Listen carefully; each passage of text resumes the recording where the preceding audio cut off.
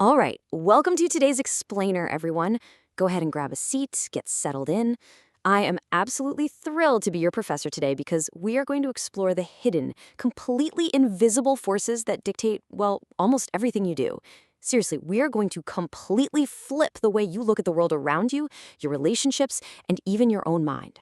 So let's just jump right in and completely blow up an assumption I bet almost all of you brought into the room today. I'm talking about the illusion of pure free will and total individualism. We walk around every day believing we are the absolute main characters of our lives, right? We think we're making independent choices based on our own unique psychologies. But what if I told you that you were constantly being guided, constrained, and sometimes literally coerced by structures you can't even see? Okay, here is our syllabus for today's explainer. We'll quickly cover the illusion of individualism, define what social facts actually are, compare material and non-material facts, look at language as our primary case study, and then we'll wrap it all up with the quest for social order. Let's do it. Starting with Section 1, the illusion of individualism.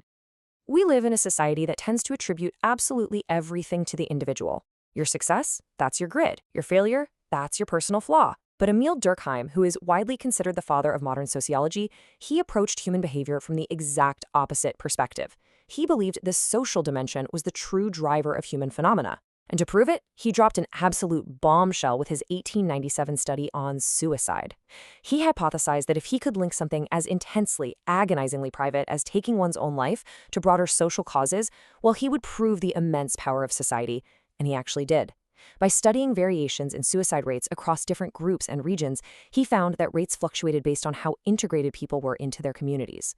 A massive national crisis like a war, which brings people together with a shared purpose, actually lowered the rate. He proved that even in our most solitary, seemingly isolated moments, we are acting under the coercion of invisible social forces.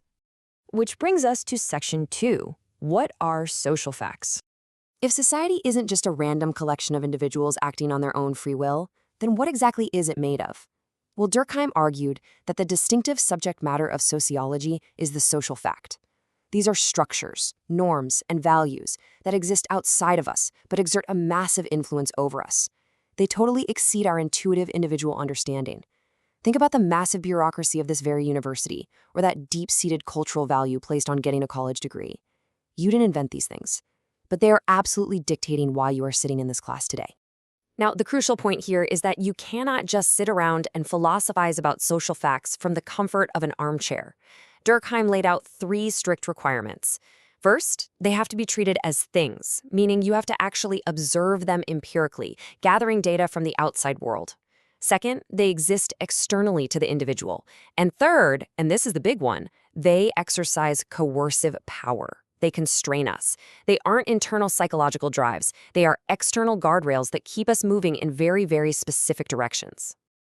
To really hammer this home, Durkheim used the Latin term sui generis, which basically means unique or of its own kind. He claimed that social facts have their own unique reality. When people come together and interact in complex ways, those interactions obey laws all their own. A society is not just a math equation adding up its individuals. And because of that, you can never reduce sociology to mere psychology. Sociology operates on an entirely different level of reality. Okay, moving to Section 3, material versus non-material facts.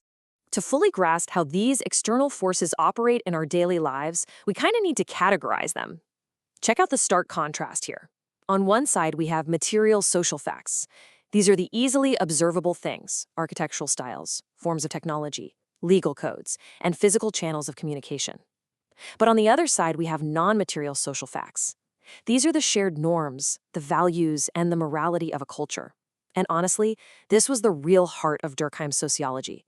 The material facts, like a giant courthouse or a massive digital network, are really often just the physical expressions of the far more powerful, non-material moral forces that bind us together. All right, Section 4, language as a social fact. I know, non-material facts like collective conscience or morality can feel incredibly abstract to wrap your head around. So let's ground this theory by looking at something you literally use every single day. Language is the absolute perfect example of a social fact. First off, you have to study it empirically. Every language has logical rules, but also those bizarre, totally random exceptions you just have to observe to understand. But more importantly, language is entirely external to you. You didn't invent English, you were born into it. Philosophers point out that you can't invent a truly private language because its core function is social communication. It exists outside of you, and you have to adapt yourself to its rules if you want anyone to understand a word you're saying. Let's see how this builds into real-world coercion. Imagine you are in a lifelong same-sex relationship, and you want to introduce your partner at a party. Even if you and everyone around you are perfectly accepting, the vocabulary provided by the English language exerts a coercive constraint on you. You are basically forced to choose between labels like partner, which honestly sounds like you're starting an LLC together, or lover, spouse, or special friend. Every single label carries heavy societal baggage. The language itself makes certain realities extremely difficult to articulate. That awkward struggle you feel in that moment, that is the coercive pressure of a non-material social fact pushing down on you. And what about when language actually changes, like the introduction of a new piece of slang? It's never just one single person's intention that explains it. Slang almost always originates in a marginal social group. It's the social facts of that specific group that make the broader society open to the change. And class, think about how perfectly this applies to modern digital communication. Today, our social media platforms act as massive, high-speed channels of communication, which are material social facts.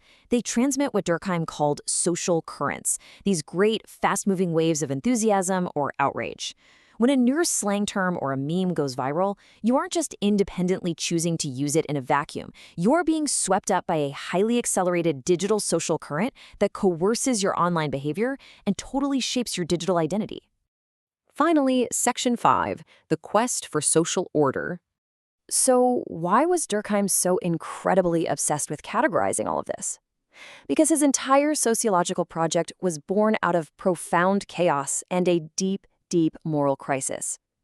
Take a look at this timeline. Between the French Revolution of 1789 and Durkheim's maturity in the late 19th century, France basically bled through 3 monarchies, 2 empires, 3 republics, and 14 constitutions. It was wild. Traditional religious authority was shattered, the Industrial Revolution totally upended the economy, and in 1870 France was crushed by Prussia, leading to the incredibly violent uprising of the Paris Commune.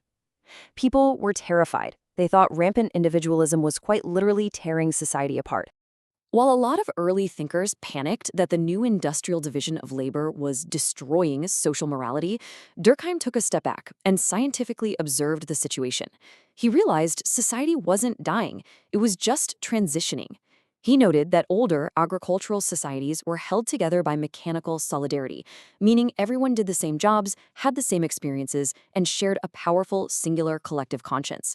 But modern society, driven by what he called dynamic density, basically more people interacting way more frequently, kind of like our modern digital networks, was transitioning to organic solidarity.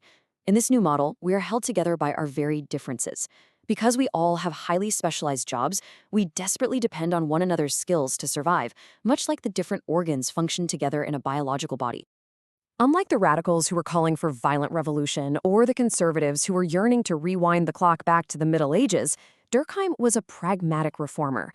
He firmly believed that if we could use sociology to actually understand these social facts, we could cure the pathologies of modern society, things like feeling completely disconnected or being forced into the wrong jobs. His ultimate goal wasn't just sitting back and doing academic observation. It was to establish genuine, equitable social justice so that human potential could freely develop within a highly interdependent world. So, as you pack up your notes today, I want to leave you with a bit of a challenge. Step outside this classroom. Look at the architecture of the campus.